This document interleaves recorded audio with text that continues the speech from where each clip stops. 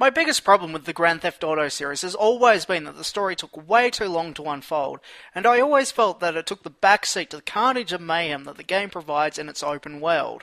While this is all fine and good, I tend to demand a bit more in terms of substance to a game's narrative, even if that means skimping on the silly distractions and side missions that have made their mark in nearly all open world games to date. It's refreshing then to see that Grand Theft Auto The Lost and Damned takes a tighter approach to its design and acts primarily as a Pulp Fiction-esque add-on to the events that unfold in Grand Theft Auto 4. You take the helm of Johnny, the vice president of the Lost Motorcycle Gang. After being reunited with the gang's president, Billy, after his release from rehab, the gang quickly spirals into a mess of drug and violence that your character has spent so much time avoiding. The interactions between yourself and Billy are the main focus of the game, and it's a great story that fits the biker gang narrative well. My only problem is that the relationship between Johnny and Billy isn't as fleshed out as I would have liked, but considering my main complaint with the GTA games is the story length, perhaps this isn't such a bad... Apart from a few new weapons and your character's unique bike, there isn't all that much different to Grand Theft Auto's standard gameplay formula. You go to a location, shit goes wrong, and you shoot everybody in sight.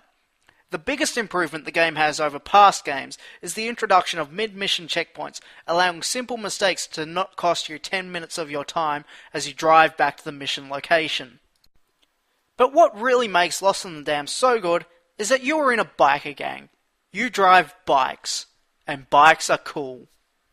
Many have complained about the PC version of Grand Theft Auto 4 being a performance hog on the higher graphical settings, and those complaints still remain valid in this expansion. While my experience was mostly smooth after a hardware upgrade, many older systems will have trouble putting up with the ridiculously ugly textures and details on the lower settings, or face running the game at below 30 frames per second. Unfortunately, bike controls on a keyboard are nowhere near as fluid as a gamepad, but they are never so bad as to hinder your actual driving.